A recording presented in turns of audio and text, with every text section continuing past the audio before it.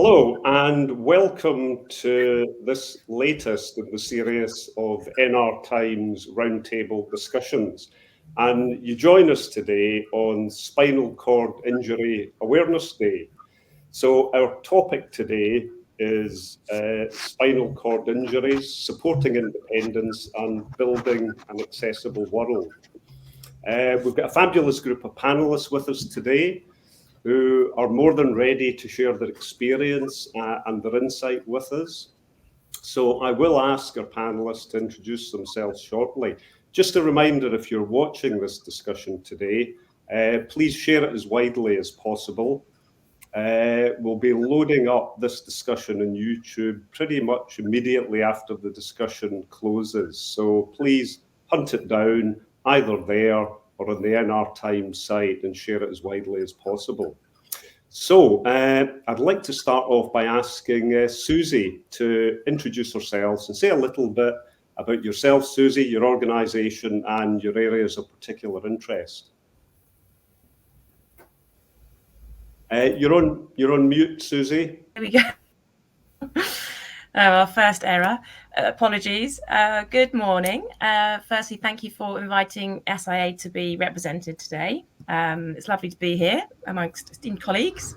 My name's Susie. I'm an occupational therapist by trade, working with the SIA, the Spinal Injuries Association, and working with a team of clinical experts, nurses and therapists amongst the large team within SIA, looking to continue to be the expert guiding voice for people with spinal cord injury and all those that support them, including healthcare professionals, families and friends. Great. Thanks for kicking things off, Susie. If I could come to you next, Jayne, please. Good morning, I'm Jayne Hallford.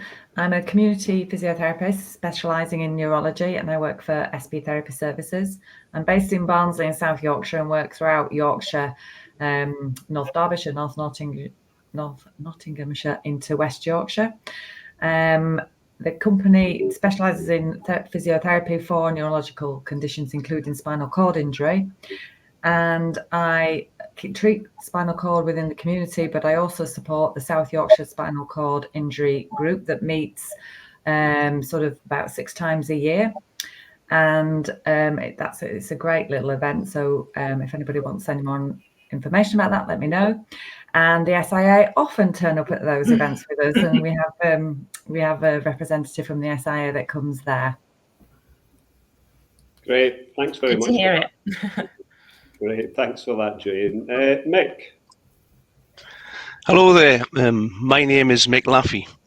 On the 29th of April, 1989, I was attending a football match in London. Newcastle United were playing away to Wimbledon at the old Plough Lane. Now that was 2 weeks after the Hillsborough disaster, and they were having a minute's silence in the ground. Everyone was totally silent and you could hear a pin drop, except for one lad screaming his head off. That was me experiencing an AVM, an arteriovenal malformation, on the terraces of the ground. All I knew was that it felt as though I was being torn apart through the groin. What I later discovered was that I had a web of rogue blood vessels and it had burst on my spine and it was pumping blood into my spinal cord. I can still remember that hurting quite a bit. That was 35 years ago last month. Now I work as a solicitor, helping those who've had serious and catastrophic injuries. I'm legal director at Burnetts Solicitors in Newcastle, and in a twist of fate, my desk overlooks the Gallagher end of St James's Park. It's just over there. That's Newcastle's ground, by the way. I live as a permanent wheelchair user, and apart from the time immediately after my accident, I barely missed a day's work in all that time. My hobby is appearing on television quiz shows, including The Chase, Who Dares Wins, Golden Balls, Pointless, Tipping Point. On the 6th of June, I'm on the finish line at 4:30 at BBC One if you want to watch that. I'm very lucky to have a very positive attitude, and one that saw me effectively play myself as the lawyer in the 2016 Ken Loach film I, Daniel Blake, meaning that I got to go to Cannes with me dad at the premiere 8 years ago this week. But it isn't easy, and it could be better. And I'm very keen to talk to you all today about today's subject of spinal cord injury, supporting independence and building an accessible world. Hey, brilliant. Thanks very much for sharing that, Mick. If I can come to you next, Siobhan, please. Hello, can you hear me? Yeah. Thank you. Siobhan McSweeney here from Dublin. We're Ireland's leading case management company, and we have offices in Dublin and Cork. Among our clients would be spinal injury clients, and we were happy to work with Ireland's youngest spinal injury recently, which I will tell you more about later. Lovely to be here, and thank you for inviting us. Thanks, Siobhan. And last but not least, James. Good morning. Just to pick up from something Mike touched on, my interest is just creating independence within the home environment. I'm James Nocker. I deal principally with the accommodation needs reports for the High Court, where there's been a personal injury and a clinical negligence claim for damages. And as a consequence of whether it be a spinal injury, in this particular case, head injury or birth injury, their current home, the family's residence, is no longer suitable and they move. So my day job is advising the High Court by way of a report what needs to be done to satisfy their lifetime housing requirements and what is it going to cost. Now, from that, my interest is making sure that somebody, an individual with a spinal cord injury, is home, enables them to maximize on their independence. There shouldn't be any barriers anymore. Yes, there is going to be barriers when we go out into the world, and Nick will probably put additional layers on that later. But initially, when they go home and when you shut the front door, you should be as independent as we can possibly make you. And that's my fascination. And what I think what overlaps between my day job reporting on the court and what the other side of my firm does, taking the recommendations I present to the court and putting into practice, adapting and extending homes for disabled individuals.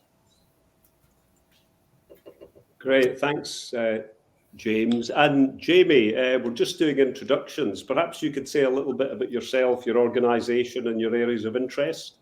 Will do. First of all, apologies for being slightly late. I had a few technical issues trying to get on, so I apologise for that. So my name's Jamie. I'm the lead physio at Steps Rehabilitation in Sheffield. Steps is quite a new rehabilitation unit, been up in about seven and a half years now. I've been here for 5 of those, so I've seen it grow as a business. We've predominantly started having an uptick of clients come through the door with spinal cord injuries pretty much since COVID, since the vast majority of spinal units were struggling with the amount of people that could get through the doors. So we've seen a massive uptick since then. And spinal cord injuries is quite an area that I've really drawn to, and it's an area that I'm really looking forward to continuing to work in, essentially. So we work with neuro and traumatic injuries. So we've got quite a breadth of people come through the doors. So yeah, again, apologies for being late. Hey, no problem, and thanks for that introduction, Jamie. James mentioned barriers. We will come on to talk about challenges and, more importantly, opportunities. But I'd like to start by just going round the panel and asking people to provide us a considered view about the current state of play with reference to supporting independence and building that accessible world. We'll do it in the same order as the introduction. Susie, if you don't mind me starting with you. Just unmute. I'm first in the line. I start every time. Anyway, good morning again. So it's an interesting and constantly evolving topic, always one for discussion when we're considering individuals with spinal cord injury. Interestingly, too, in my position within the SIA, we've recently launched a new project called Travel with Confidence. And it's it's a project that's evolved or been introduced in response to a lot of our members' feedback. Every year we run a What Matters survey to hear the voices of what the spinal cord injury community are saying and experiencing. And of those people, the large majority, you're going to ask me for percentages now. I think it's about 40%. 46%, I think, reported difficulty accessing transport, difficulty getting around, difficulty getting out of my house, basically being able to get out and about. Following that, there was a further sort of good proportion of people that reported difficulty even just accessing the right mobility equipment. So I think that was the 36% who reported difficulty accessing the right wheelchair to be able to do what they want to be able to do. As a response, SIA, who are enormously passionate about serving the spinal cord injury community, wanted to address these issues. We've got the Travel with Confidence project and are hoping to build a resource within SIA and our greater communities and all our partners and people that we work alongside to improve or to address those issues, really, to help factors related to accessing transport, mobility, equipment, and helping to improve the confidence and independence for our members and those people looking after them. But yeah, it continues to evolve. I think before the panel started, you had a conversation about train journeys, and yeah, it continues the issue. It's great we have these resources amongst us and we have our connections, but it's important that we continue to connect and work with one another to build and continue to try and evolve the issues around access and accessibility. Great, thanks for kicking off there again, Susie. Jayne, the state of play? Well, from our members that go to the Spinal Cord Injury group, they often talk a lot about what Susie just mentioned, but it's wider than that. It's much more about even going to hotels, going to places like Meadow Hall, big shopping centres, retail parks, the community in general, and sort of access things like the disabled toilet. They are put at a standard height. Why is it such a thing? One comment was, why is it that the able-bodied people are the people making decisions about what size or height something for a disabled person should be? That there should be more people with spinal cord injury on panels making these sorts of decisions in planning, etc. And the other big thing that comes through when I'm supporting the group is access to actually medical services and the greater understanding of years down the line of secondary difficulties that spinal cord injury can cause. So sort of the MSK kind of difficulties they can have, and an acknowledgement and an understanding of those medical needs, and that actually the spinal cord injured person can be the person with the biggest knowledge about themselves, but sometimes that is not respected, and the medic always knows best.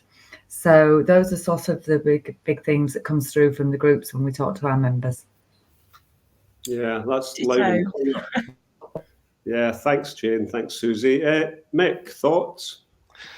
Well, you're asking about independence, and the current state of play to me is it's mixed, it's patchy, but it's improving. Independence to me means mobility and accessibility. And there's often simple things that people can do to assist me and people far less mobile than I am with this. Just make it easy for a wheelchair to get in, make it easy to park, have wheelchair spots at theatres and have seats at concert halls in reasonable numbers. Just think about it. And here where I live in South Tyneside, the council have made a lovely row of disabled car parking spaces, 300 yards long. Excellent, fantastic. So you get your wheelchair out the car, get into it, and then you have trouble getting up the 6-inch curb because they haven't bothered to put a drop curb in for the entire 300 yards. I mean, come on. If someone had actually thought about that, then they might have thought that wasn't really the best idea, and they might have put a few little ramps in. Why would you have a disabled area and then make it difficult to get out of that disabled area because nobody thought about it. And somebody, I think as Jayne said before, I was really interested in that when you were saying sort of, people who are able-bodied are making decisions about disabled people.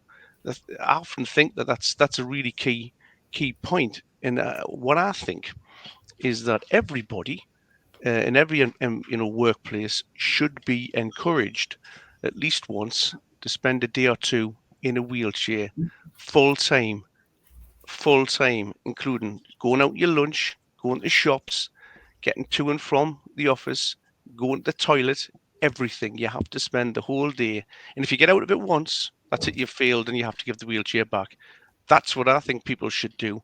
People should live as a wheelchair user for a little. If they're going to make decisions about people in wheelchairs or people who have mobility difficulties, you should experience them. And I guarantee you'd be surprised and you see things in a whole new 3'6" kind of way. What do people think about that? Hey, I think that's a fascinating suggestion, Mike. Have you tried that on your colleagues at Burnetts Solicitors? I have. As recently as 2 weeks ago, I got my new wheelchair through Access to Work, which is another point. But anyway, so at the time, I had in the office 2 wheelchairs. So I said, right, okay, then let's have a go. So my colleagues in various times were jumping into my spare wheelchair and were following me around the office. And I was like, well, go and get through the door. Well, how do I get through the door? Well, how do I get through the door? You do it.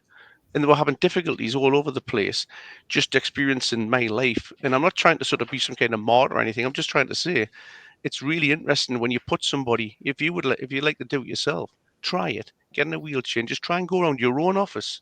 Try and get through the door. Try and open the door to the disabled toilet. Try and get I didn't realize there was 2 steps there.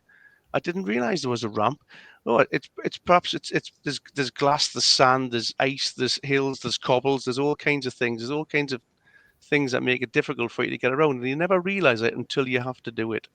And it's really interesting when you see people's responses. And some of my colleagues who had to go for just an hour or half an hour each, having to go around and do that, really found a newfound appreciation.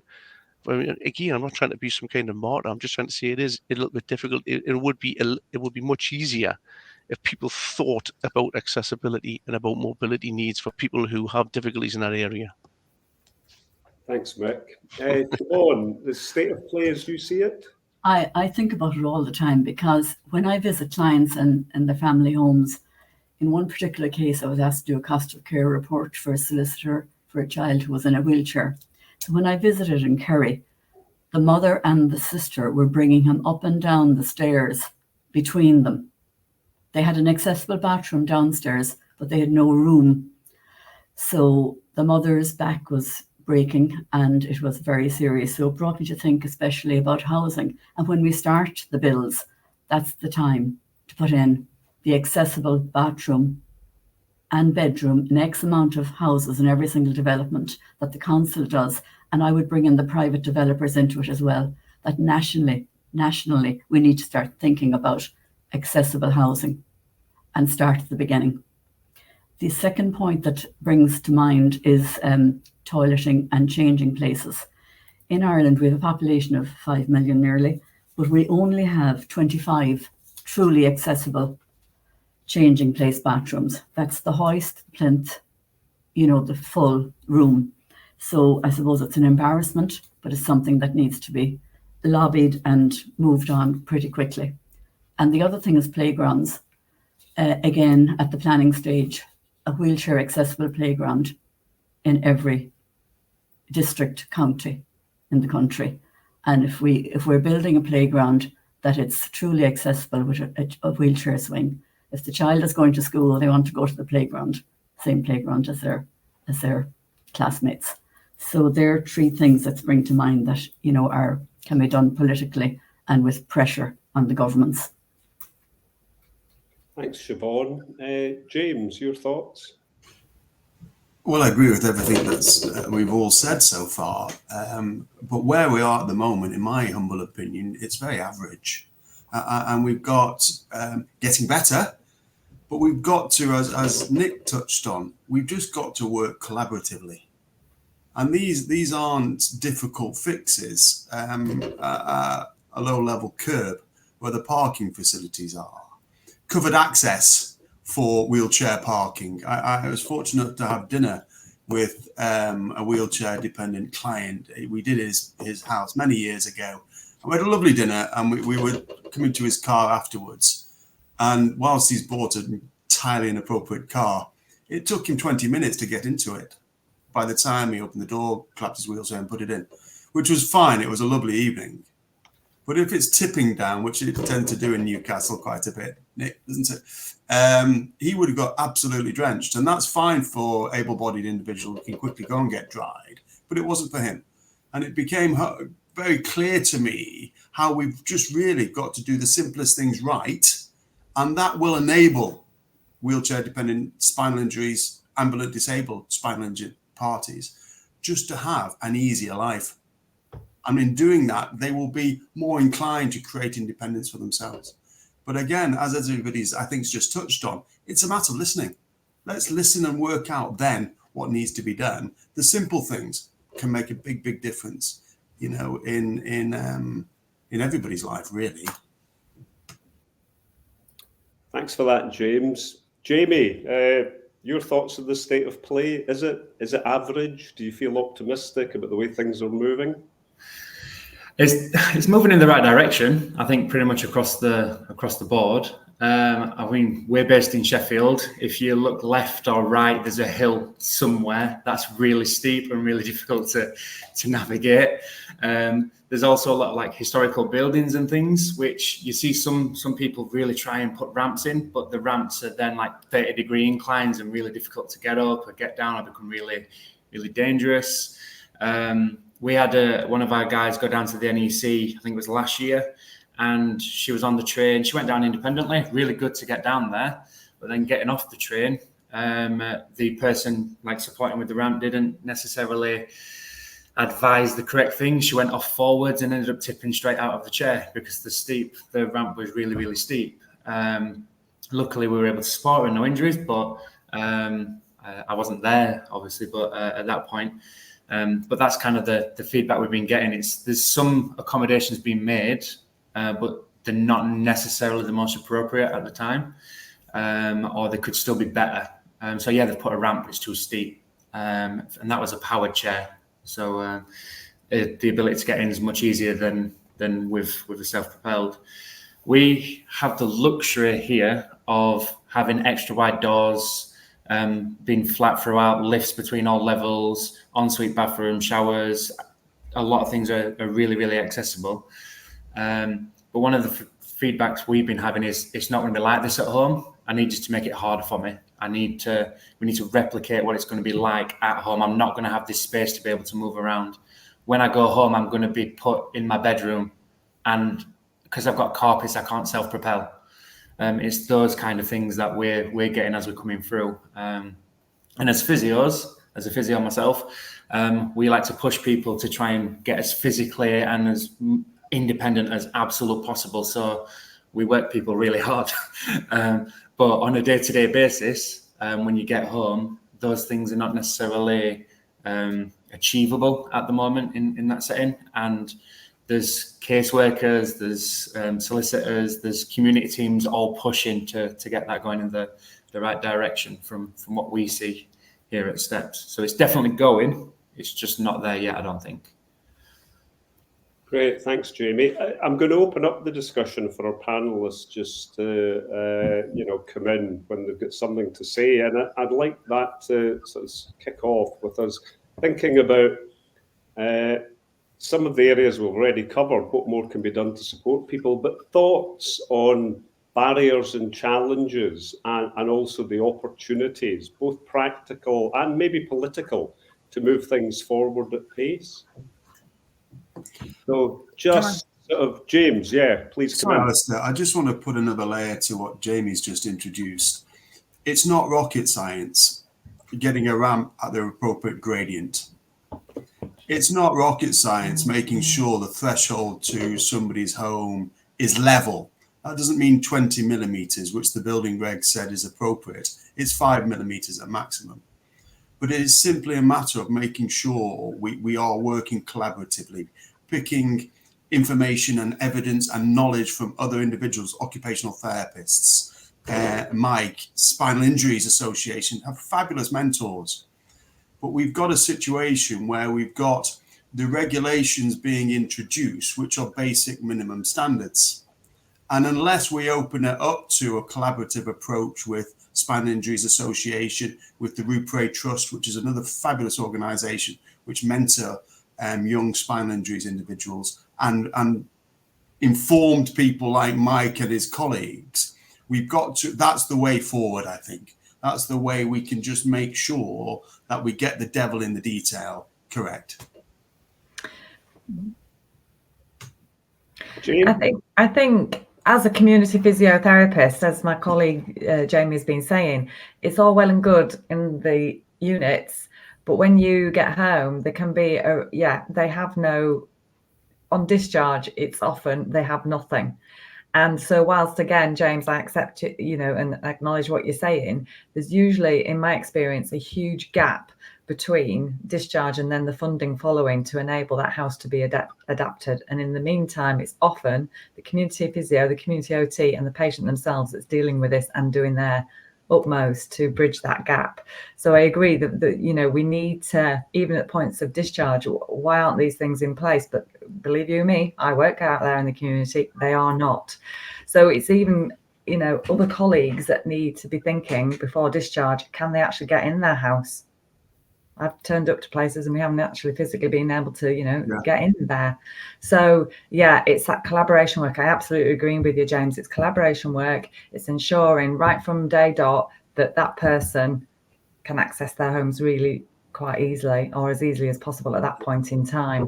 And that we're not scrabbling around in the community after the fact when they're already home. Right. A lot of the clients that I work with and for, when they're discharged from rehab centres such as STEPS and the like, and they come home, and a lot of the skills they've learned and a lot of the independence they've created, they lose very, very quickly because they're stuck in the dining room of their 2-storey house. And that must be incredibly frustrating for that individual, but not also the rehab team that have put them in a place of independence before being discharged. And I just think there's got to be a sensible bridge between a suitably adapted home and being discharged. And I think that's a crucial point that we've got to make sure that we've got an accessible environment for them to go to and then enjoy and continue to learn those independent skills which they pick up on in the rehab units. I think just to kind of jump off that, is we get people through very different funding streams from a client's perspective coming to us. And it's great. We can tell, obviously, straight away when we're working with people, those who have, say, got a case behind them and they're involved and they're going through that legal process with interim payments, they're able to get adaptations made really easy. They're able to get chairs, reps, you name it, we can throw all the equipment they need at them. It's the clients who come in who have had a spinal injury as a result of an innocuous accident where there's no insurance. They're relying on statutory services, and those are the ones where you're having to scrap and scrape and scrimp and fight for every single thing, down to a standard self-propelled wheelchair, like an Action 3, for example, which is a really good wheelchair, but not if you live on any building with carpets, any incline where you've got reduced capacity to propel yourself. And it's that thing that's the difference. It's the funding ultimately for clients with spinal cord injuries, and those that have the claim tend to get that support much faster. But not always. Not always. Comparing them to statutory services. Agreed. But on that point, Jamie, we've got the Disabled Facilities Grant there. And, most of my pro bono work is having gentle punch-ups with local authorities to make sure that they spend the Disabled Facilities Grant wisely. Widening a door is all well and good, but if there's no bloody level access there, it's very difficult to make it work. You know, and I just think, again, if the local authority facilities are there, but they have also got to open up to coming into the community and listening to Spinal Injuries Association, listening to experts like my team, and building from that knowledge, and not just thinking one solution fits all. And that's unfortunately where the local authority comes from.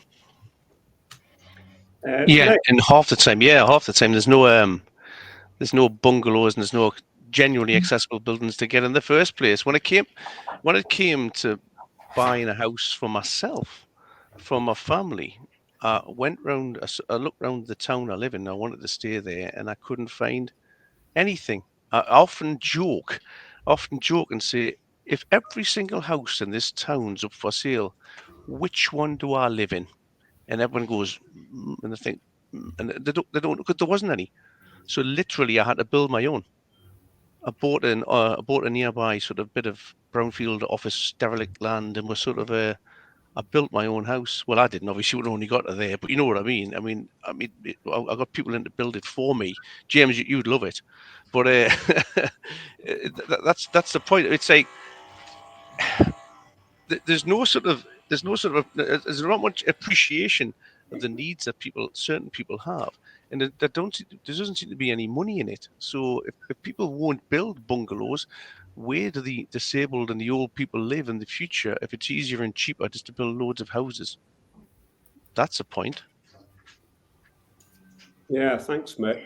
I mean, we're coming on to talk about what more can be done. Is there a role for innovation, research, technology in making rapid progress in improving that concept of independence and building a more accessible world? Are you seeing much of that in terms of investment around technology that will make a difference? I think there's definitely advances, but I think it goes back to previous comments and the issues about what the challenges are, which is awareness and education and understanding about the presentation of someone with, as we're talking about spinal cord injury, about someone with spinal cord injury and the breadth of needs that they actually present with. And yes, I mean, there is technology, but it's the understanding and the application and the actuating of those things into practice. If we're going to talk about trains, just because there's just an example. So there is an automatic gap filling ramp on a particular train provider, but is that nationwide? No, it's not. It's on one line in one section of the, I need to clarify which, but it's not on every train, for example, but it should be on every train. To avoid Jamie's client from tipping out frontways. A lot of the comments we were talking about earlier and what are the challenges, which could then lead into what the opportunities are, would be about education and awareness and really bringing these issues to a fore. And yes, having people on panels who are spinal cord injured, who are disabled, presenting that voice much more. And that's that's a lot of the work that SIA do too. So yes, we have a very physical support team, very physical, active, physical, practical support with the clinical team and the support network coordinators, but also a hugely influential public awareness, and policy and campaigning team that are also there to advocate and communicate and build awareness about what people's needs are from the voice of the lived experience. So from the people that have that disability, and trying to feed in that influence into those services and that technology, because the technology is there. Unfortunately, it doesn't get any cheaper either. So Jamie will also have that experience, and Jayne too, with certain mobility equipment. There's fantastic technology. It's incredible, but it costs a bomb. And even the most basic, the disparity in funding, the disparity in, what money is available on a budget in the wheelchair service versus what money is available from a private fund or from a year's worth of fundraising on a private basis. I can finally get that wheelchair. But yes, there are opportunities for innovation. There is innovation. There's lots of technology advances. I think people's mindset is changing, but it just needs to continue and to grow.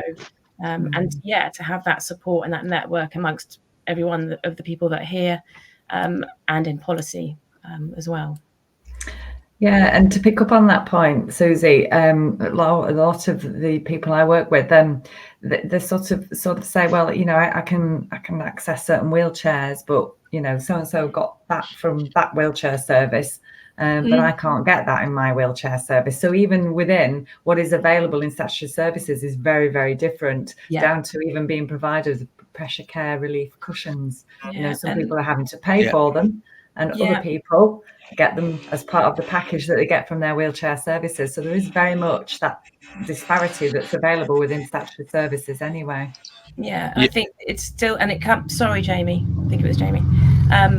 In a lot of that is about awareness and about education, understanding fully what those people's needs are and how that influences most certainly also the longevity and the long-term condition. So negotiating the cost of a push rim on their personal wheelchair budget, but actually they're going to say, well, no, you just have a standard push rim.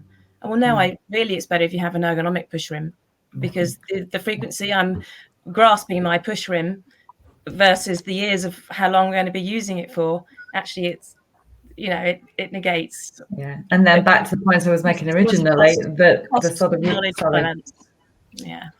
sorry, Susie, back to the point I was making originally, going back to, and that building into the long-term secondary changes that can be happening because of simple things like being able to get an ergonomic push ring that is better for your shoulders in the long term. Which that's the point. Only costs about 50 quid. You know, it's only a few £100 more. But book guards, those are another one that you have to fight for. Got them. Those they seem so simple, people obviously tend to get their fingers trapped if they're going quick or they're trying to brake. That's something as little as that can result in broken fingers and bones and infections. We've seen all that. So wheelchair technology has really come on in the last few decades. It really has. When I first started to use a wheelchair, I think you had to have arms like Garth to be able to push yourself around with the NHS specials that you used to get. Whereas now I've got a titanium Autobot Avantgarde TI, which is very, very lightweight and very, very maneuverable, and I can get myself around a lot easier. However, like everything starting with a W, weddings and wheelchairs, it comes with an additional cost. If you're trying to book a restaurant, it'll have a cost. If you try and book and tell them it's for a wedding, they'll double it. So it is with wheelchairs. Everything to do with a wheelchair, everything to do with disability, seems to come with an increased premium for some reason. And they'll tell you it's because, well, it's very bespoke equipment. There's not many of them around. Well, I don't really buy that. And there's a lot of people. I'm surprised when I tell them that the wheelchair I'm sitting in costs £3,500, and the thing, how on earth would a seat with a couple of wheels on it costs £3,500, and that's by no means an expensive one. I'm sure you guys will have come across other manufacturers and other types of wheelchairs which are much, much more expensive than that. And this is just a straight manual job. And that's about accessibility too. Accessibility to the right equipment is so important. I cannot tell you how important it is to have a decent wheelchair. Well, two decent wheelchairs. You've always got to have two, because you'll invariably have broken one, and the other one you need anyway, just to get around. So I mean, it's incredibly important to have the accessibility aspect of having the right equipment or the best equipment for you, which can be manual, can be electric, can be assisted, can be powered, can be anything, whatever's right for you. And really only you would know that, haven't tested and had a go of them. And that's the point. It's all about what I've been saying today, is all about education. Twofold. It's education from two sides. Education to people who have a responsibility to make things accessible for people in wheelchairs. People just think about it, please. Think about it. Think about what's needed and put it into practice. And then the education of the actual injured people themselves, people like myself, who need to know how to gain access to things. For example, Susie before was mentioning travel with confidence. That sounds really interesting, because if there's something there that can assist people like myself, oh, well, I can do that, I can do that, I can do that. You mentioned trains earlier on. Trains, how do you get onto a train? I have to turn up at Newcastle rail station. I have to go to the information point. I have to tell them which train I'm going to go on. They then have to meet me there 10 minutes beforehand. I have to get a ramp out. They have to put the ramp up. They have to push me up the ramp. They have to make sure I'm okay, take the ramp down. They ask us where I'm going. I have to tell them where I'm going. They write it down. They send a little message, and someone's waiting for us when I get to where I'm going to get to. Right? In France, there's a ramp, a permanent ramp, and the train stops at the same spot every time. And you go up the little ramp, which is part of the track, and you wheel straight onto the train. I don't have to tell anybody. I just do it because I'm just saying France, who have a better rail system than we do, which is not difficult, have a system whereby you don't, they have an accessibility system which is far better than ours, and that just involves stopping the train at the same spot every time and having a permanent ramp so that I can access the train. That's not very difficult, is it? Or is it? Well, we'll find out. Can I just bring Siobhan in? Siobhan's not had a chance to say much. Siobhan, your thoughts on sort of opportunities and things that can be done to support people more effectively? Well, I was going to talk about the technology and the robotic side of things, but being in the presence of eminent physiotherapists, it's a challenge, I think. I won't be as knowledgeable maybe. But say, for example, here we have the Mark Pollock Trust, and he puts a lot of funds into robotic rehabilitation, and it happens in Dublin City University, and the physiotherapist is Ronan Langan, and he gets wheelchair users walking with the device, the robotic exoskeleton. Now, I know everybody cannot access it, and there is a waiting list, but it really is revolutionary to see people who have been wheelchair users for a considerable period of time standing and walking assisted robotically. It's revolutionary. And I've also had the privilege of seeing Ireland's youngest spinal injury with the help of an interim payment. She was age 4 at the time. I had a fabulous physiotherapist who was going outreach into the house, and he was working with Made for Movement, and we bought the Ina Walk with the interim payment. And I witnessed her stand for the first time at 4 years of age. It was a momentous day. And the use of the Ina Walk and the use of the Hibbit for younger children is revolutionary, with the help of good physiotherapists. I think that's a really nice story. That's one of those memories. We have here at Steps we have two exoskeletons that we use. So we've got the Exo Atlet and the Exomotus M4 from Fourier Intelligence, and we've got a whole room upstairs dedicated to upper limb rehab and balance and things. So we have access to the best, if you ask me, the best equipment, the newest equipment. We work very closely. So we're very fortunate in our service to be able to offer all these additional therapies to our clients. And going to memories, we actually supported, myself, supported one of our former clients to walk down the aisle after he got married in October last year in the exoskeleton, who was able to stand, say his vows, and then walk out with his wife after. And that's a memory that will be there forever.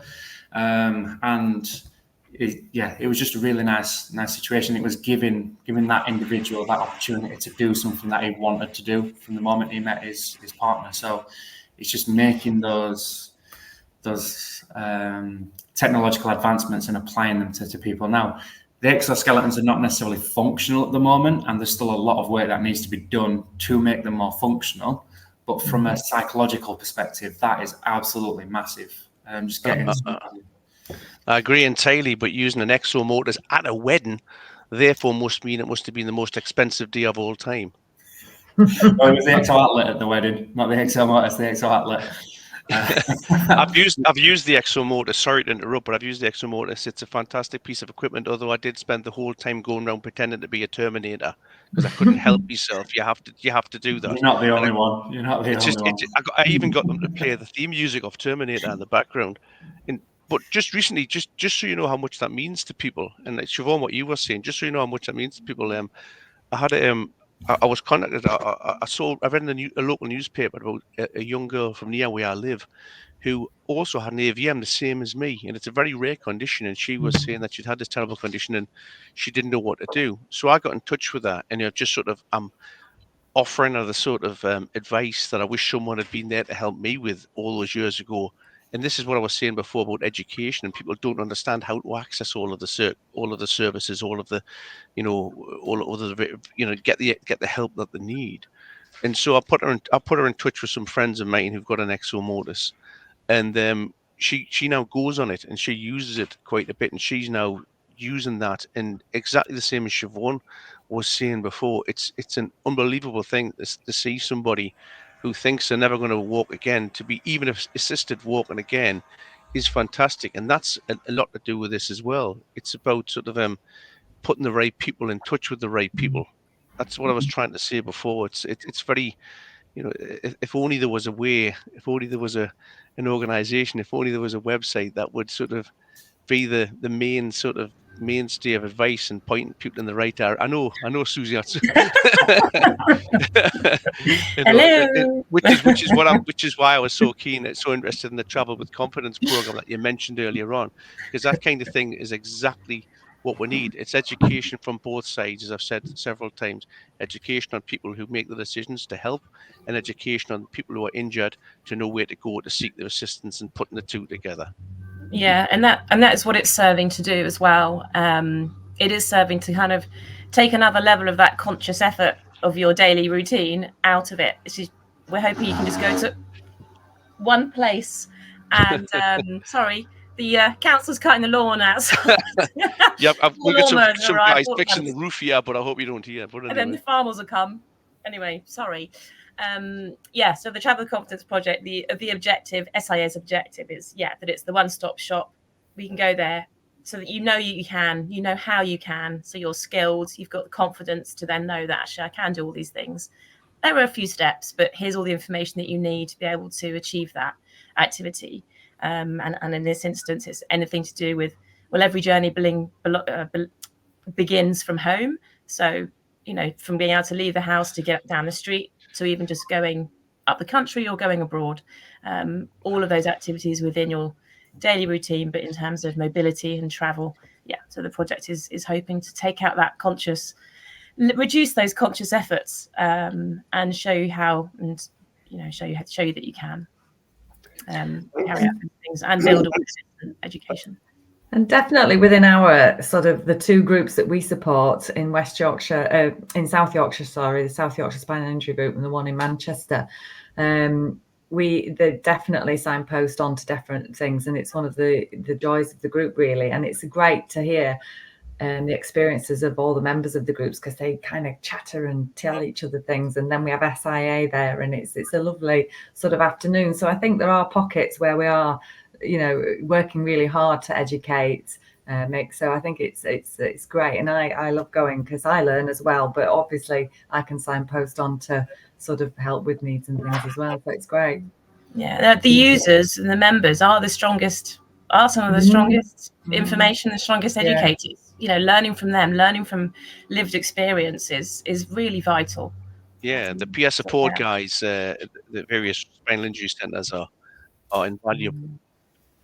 Well, our members as well, they go to the units and try to be mentors within the units, and then obviously tell them about the group so that they've got something when they've been discharged to community to build that peer support group for people with spinal cord injury, because it's very isolating, isn't it? It can be, you can feel you're the only one, but actually if you come to a little group like that, you can realise that you've got your peer support that you can get in contact with every 6 or 8 weeks, even if that's all you just want to turn up. But I know lots of them have coffee outside of that as well. Yeah, and we have guest speakers. Thanks for that. Yeah, Sorry. thanks for that, Jayne. I'm just conscious that we've covered a lot of ground, and I think it's obvious we could talk for hours about some of these subjects, given the experience and the passion of everybody in the panel. Before I sort of start to draw things to a close, and I'm going to ask each of the panelists for some sort of final thoughts. Is there anything that we haven't covered today that any of the panelists particularly want to address or speak about? Can I just add something with regards to what is perceived as wheelchair standards? And again, I'm sure Mike can speak more eloquently about this. not all wheelchair dependent individuals can cope with a 1.2 meter turning circle, 1.4 meter turning circle. You know, there's attendant propelled wheelchairs, which have got to be also considered in this. A young fit paraplegic in a sports chair, their requirements are quite different to a high level tetraplegic with maybe an attendant propelled electric wheelchair. So whenever we're getting around a forum to discuss accessibility and ramps and level access and room sizes, and particularly toileting facilities in communal areas, we've just got to be wise to the fact that standard wheelchair requirements don't work for everybody. Okay. Think of the size of a power chair, you know, and I have a client who's ventilated, so he needs even more room again when he's going to college. He's currently 21. So you're right, James, the room factor is massive, that they're made big enough. But the key is to get people to think about that. I mean, not everybody is as mobile as frankly I am. I'm quite mobile. I get around okay. But I take the point entirely, and you're quite correct that there's a range of mobile. There's no such thing as a standard wheelchair. They don't just come in small, medium, and large. You know what I mean? It's like, you know, they're hand-built, bespoke pieces of equipment. It's like getting a suit. They're all specifically to your length, reach, height, whatever. It's all completely different, and they're hand-built. That's why there's a problem, because you need to understand that they're all different. So if they're all different, you have to make sure that you cater for the worst case scenario, if I can put it that way, or the largest one, or the widest one, or the one that's heaviest. And don't, you know, but the point is, again, just to think about it, just to get the people to think about it and see where they can help to make it accessible for people in those situations. And that's all this is about. What really annoys us is when people don't think about it, and don't, you know, or like what I was mentioned before with the council putting a wheelchair space, there's no drop curbs. I mean, come on, seriously. Thanks for that, Mick. And thanks for raising that, James, just before we sort of go round the panel and ask for final thoughts. Susie, inevitably, I'm going to start with you again. And I'd really like from the panelists just a few words in summary about your hopes for the future. And if it's not too tricky, and this may be hardest for you, Jamie, coming at the end when we get round to this, if there were one or two big things that you think would make a big difference to those with spinal cord injuries, things that would help to change the landscape a little and improve independence and building an accessible world, you know, what would you land on? Keeping in mind that some of the people watching this might be legislators, might be some of those people involved in helping to shape the future. Susie. Oh, it's not a small question, is it? So the thing that would be the gold standard would be not to have to think about that I'm even using a wheelchair to go anywhere, or that I have mobility limitations, or that I have these particular needs. That my needs should be fully inclusive of everybody else's. I should be able to just get on a train. I should be able to just book my ticket like anybody else, and my needs be integrated within that system, and that everyone understands what my requirements are, or at least has the foresight to consider those, and the space to understand and have the resources to support that understanding of what those needs requirements are.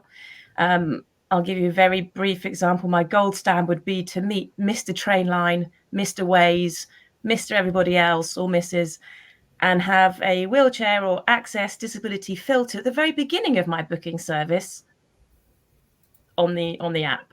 Yeah. So I went to book a train ticket. There's no system to identify what my needs are within the entire. I could put a bike on my ticket, but I can't say that I need wheelchair access on my train ticket. So having services like using Waze navigation, there's not an inbuilt system to show me how my needs are going to be met through my journey.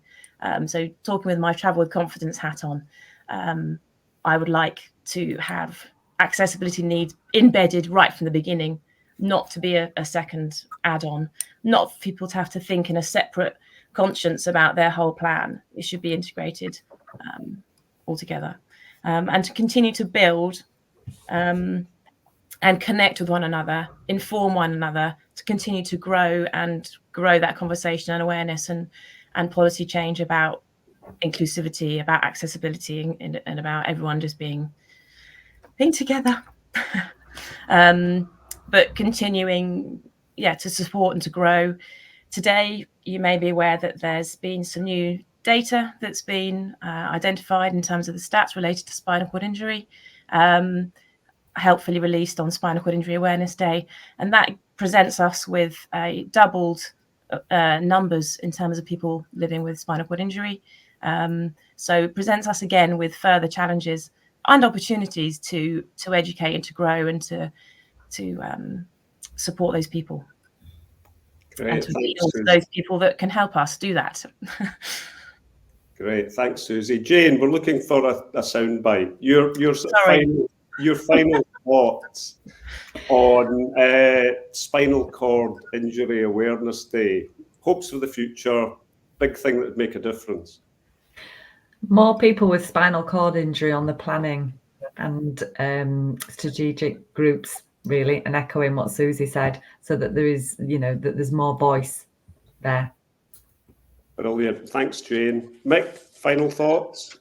A lot of what I was going to say has already been said, but frankly, just think about it, but think like a wheelchair user, act like a wheelchair user, and have a wheelchair user perhaps review what your decision is and what your plans are, and what you're going to do and how you get access, because it's often the case that people tell us, I'm sorry, I'm speaking, what accessibility is, whereas actually, if you think like a wheelchair user and you act like a wheelchair user, then you'll get it right more times than you won't. And things like the things I've discussed earlier on won't happen again. Great, thank you, Mick. Siobhan, same question. Housing, as was mentioned in the beginning, housing, to start from the beginning, politically and with developers and councils. Secondly, summer camps for wheelchair children. They're never enough. And thirdly, air travel. I see Delta, in fairness to them, have started the ball rolling with navigating wheelchair users' use and trying to improve it. More airlines need to get involved to allow them travel with dignity. They don't arrive with their wheelchair damaged, which is commonly happening. And even one of our own Paralympians went out to the Paralympics and his wheelchair was damaged. He couldn't compete. So there's lots to do for all of us. We're currently having conversations involved in our project with the airlines, as well as train lines and bus lines and every other line. Great, thanks, Siobhan. James. I just think we need greater awareness, greater collaboration, and a more joined up way of thinking. And that's not only in the home environment, but also in the environment, because as Jamie touched on, there's a huge gulf between those with claims and those without claims. And, by working collaboratively, we can remove as many barriers as possible. And in doing so, enable, irrespective of the level of injury, to maximise on their independence. And that's key. Excellent, thanks, James. And Jamie, you get the final word. Big game changers. Yeah, James just mentioned it again. There is access to funding, access to rehab. The more you do, the sooner, the less the secondary complications, the better their outcomes. The more people are physically capable to manage the surroundings and the environment that they're in. It just gives people that better start. It reduces pressure area care, concerns, ulcers, access to the appropriate wheelchairs, reduces hospital times. All the stats will improve if people get access to rehab. That's not necessarily just with steps, that's everywhere. I'm not a salesman. But just access to physio, OT, tissue viability nurses at a quicker rate of speed, access to wheelchairs that are appropriate, pressure area systems, mattresses, airflow mattresses, Toto systems, whatever it might be, that's going to increase the benefit to that client. And that will then allow them to access more of the community and more of the settings and surroundings. You guys touched on everything else, so I went with that one. Great. Thanks very much, Jamie. Well, on Spinal Cord Injury Awareness Day, I think those final thoughts represent a manifesto for change and for the future. On behalf of NR Times, I'd like to thank our formidable group of panellists for being so generous with their time, their experience, and their insight as well. And thank you for everybody that's watching. This discussion, which has covered such a wide range of areas, will be available today on YouTube and on the NR Times site. So it just remains for me to say, I'm sure we'll follow up on some of these themes in future discussions. Enjoy the rest of Spinal Cord Injury Awareness Day, and thanks once again to our panellists. Thank you. Thank you. Thank you. Thank you. Thank you.